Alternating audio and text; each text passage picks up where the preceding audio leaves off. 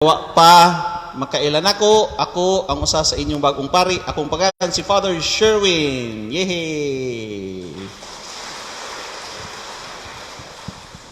Dito ko sa Israel, unya nagbiyahe migikan sa Nazareth padung sa Jerusalem.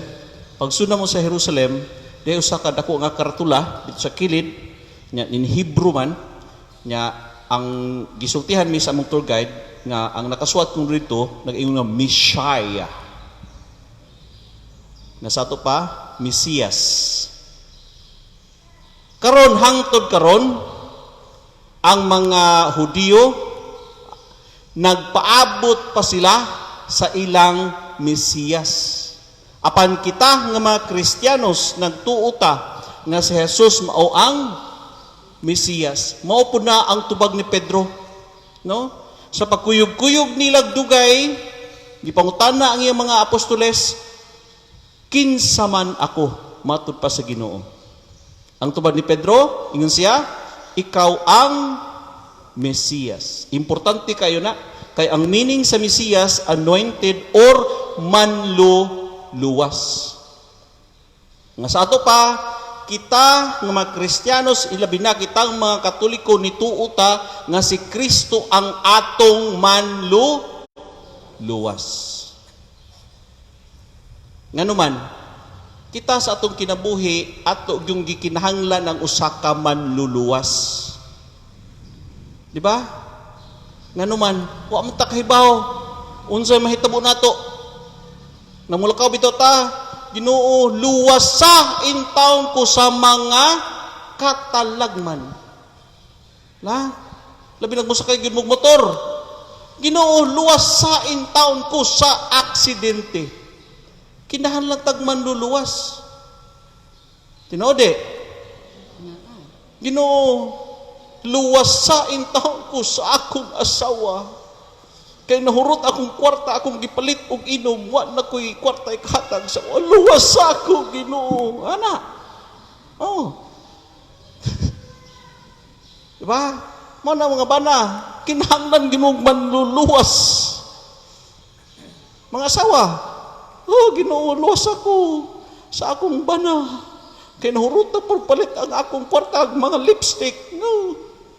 Ana.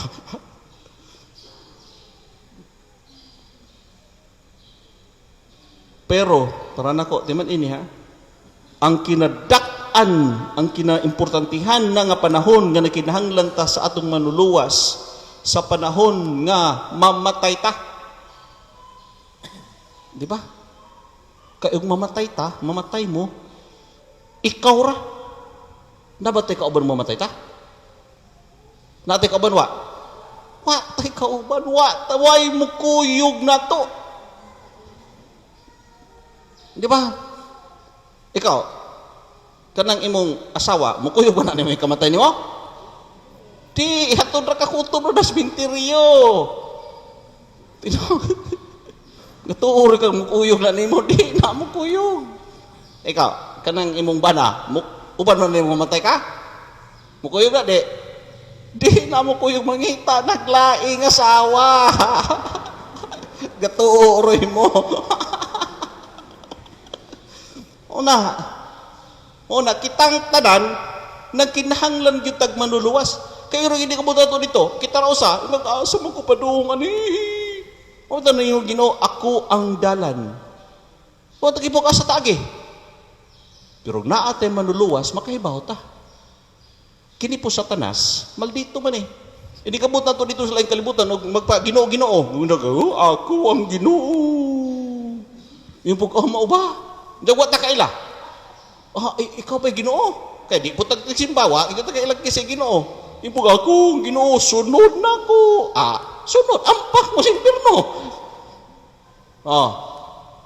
Mauna, kita, nagkinahanglan taog Mesiyas or manluluwas.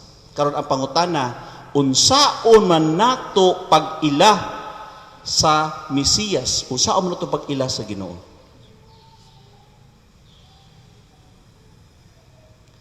Pag-eskwela na ko dito sa Tagbilaran, itong Bayso sa una, wa pa kumusod seminaryo, akong sakanan, naa say anak nga duha ka laki, identical twins silang duha.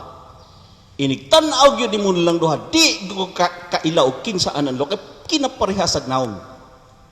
Ikaw usaon na ko pag ilaan ng mga bata. Kigagbay pa man sila ito, mga 8 years old, 9 years old pa. Dili ko kakaila. Usaon pag ilaan ng mga bataan eh. Sos, abtag pila kabuan, 3, 4 kabuan, 5. Bisan pagbali-balihon silang duha, makaila na gyud ko. Ang pangutana, nganong nakaila mo ko nila? Ang tubag, because I have spent time with them. Kay bisag ganig tingogra, makaila naman ko. Ang tubag di ay, unsaon na to pag-ila sa Mesiyas, unsaon na to pag-ila sa Ginoo, is simply to spend time with God. Kini atong pagsimba. Unsa man eh? Di ba? Musimba ta, Lord, I want to give and spend time with you. Makaila ta si Ginoo ana. Bisan pag magtikangkang na si Satanas, adi gyud ta mailad. Iabot dito sa lang kalibutan, ilara tits. Di ko ni mo, bahala ka diha. Nga naman, kaila man ta. Sama na ko, nga bisag katong identical twins, bisan pagbali-balihon gyud, makaila na gyud ko. Pero og lain, inig-abot, di gyud makaila. Dili gyud. Nga naman, the only difference is that me, as a person, I have spent time with them.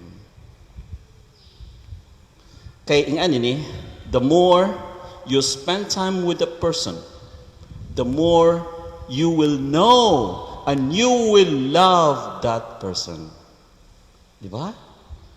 Nganong, mga anak, nganong love man na ninyo inyong mga ginikanan? Tubag, kay nagkuyog mo. You have spent a lot of time with one another. Di ba? Kanang bata. Ngano man ang bata, buhilak man og biyaan. Mami, kuyog ko. Ngano man na. Bisag ingan niyo, tanawa ra gud. Bisag ikaw inahan pa ang bata, pero wa na magdako nimo. Mas mahal gito niyang tuas siya dako. Ang pangutana ngano man. Unsay rason? The value of spending time. Mao bitaw na hinungdan nga ikaw ba na sa imong asawa kadugay ng ganito mo nagkuyog, mas mapalawom gyud ang inyong paghigugma ay. Ano bitaw ingon sila nga love at first sight? Ani ko mutuo ana. Dili pa na gugma. Ngano man, ang tinuod nga gugma nga bisan nagkadugay sa inyong pagkuyog, bisag nakailan na ka sa iyang mga weaknesses, imo gyapon siyang gihigugma. Char. Kaya ikaw yun akong asawa, bisan pag-unsap pa ng imong naong, ikaw yung kinagwapahan sa tibuok kalibutan. Nagkadugay, nagkabalaan, o nagkabulahan, o murag bulawan ng imong paghigugma niya, kaya nakita yun niya ang imong kagwapa. Bisan sa uban, dili siya gwapa, apan nimo, siya ang kinagwapahan. Char. Diba? Tino na. Mo na kamong mga asawa, ayaw yun usbang inyong mga naong. Kay mo na ang gihigugma sa imong bana. Kay magkadugay. Magkagwapa man mo. Oh, mga bana, ayaw lang yun mapaghubog-hubog. Kay bisag di mo hubog, gihigugma yun mo sa inyong asawa. Kay nagkadugay, nagkalawm yun ang inyong pahigugma. Di bitaw ko mo ito'y asawa, nireklamo sa bana, bana, ano mag-yun? Kaya nga na mag-yun, sige mag hubog-hubog. Nga na mag-yun, muhurot ba ng imong kwartang gasto? Asan mo ito, ipalit o pugas? Asan mo itong kanon, ano yan nga, magdungag-tag, yuta. Natay kwarta. Bawas po nagbana. Ikaw, nganong sige mabuo pagwapa. Nahurot na ng kwarta, nudod na ng imong naong. Nudod namang chun-chunso. Nga napay lipstick nga piting daghan na. Lain-lain color. Na ay push-up pink, na ay violet, na ay itom. Lain-lain. Unya og tag mahal man nina. Kanali tag-gatos na buok. Tag-gatos unya. Usa ka gatos ka buok, pila man? 100 times 100. Piting dako Nilaklaw ko nga naman nga bisag ingan aray mong nawamag yung kang gihigugma. Sir. Ningon pod ag asawa. Ay mao bana mo bitang nagpagwapa ko kay aron nga ari nagyud ko mahigugman ako. Aron ako gyud imong tan-awon. Kay bawa ko usa kay ato na kasilingan mo tan-aw. Manang kanulay gyud ko magpagwapa. Ningon pod ag bana, ako bitapod. Mo bitapod sige po hubog-hubog. Kaya rin ka hubog na ho, magwapa ka.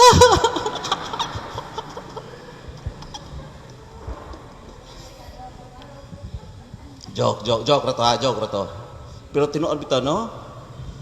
Nga kanunay ingani gyud ni, the more you spend time with the person, with that someone, the more you know and you will love that person. Mao na nahitabo sa mga apostoles. The more they spend time with Jesus, the more they know Him as a Messiah, and the more they love Him as a Messiah.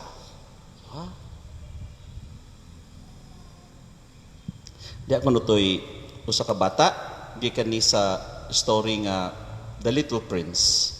Ang sa kabata niya buto sa kalugar, ikang kahimamat ng usa ka milo, fox. Unya, nidagan ang milo. Ningon ang bata, milo, ayaw dagan. Ningon ang milo, dagan ko kay dili pa ko anad. Ningon ang bata, aw mauba. Ningon ang milo, pero gusto kong nga maamigo ta. Ningon ang bata, o sige, unsaon man nga maamigo ta. Ang milo ningon, you don't have to do anything and you don't have to say anything. All you have to do is spend time with me. Simply, to spend time with me. So, ang mga bata, nara, tinanaway sila. Kaya wag ko siya himuon. Tanawa ra. Pagkatutuod, anak bata, wa naman mudagan ang milo. Anak, paduol siya. Wa gyapon mudagan. Hangtod yabot ang panahon nga naduol na gyud siya sa milo. Anara, wa siya gihimo, wa siya gisulti. Pagkataod, abtag mga pila ka adlaw, iya nagyung nahilam ang milo. Wa siya gihimo, wa siya gisulti. Hangtod niya, abot ang panahon nga na amigo na gyud sila pag-ayo.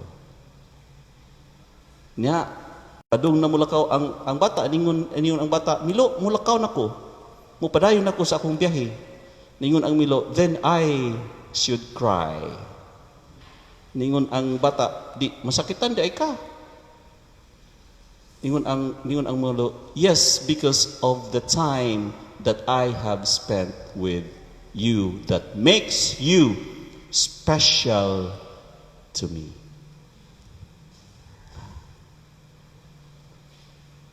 It is simply the time that I have spent with you that you are now special to me. If we spend time with God, then He will become special to us, and we will also become special to Him.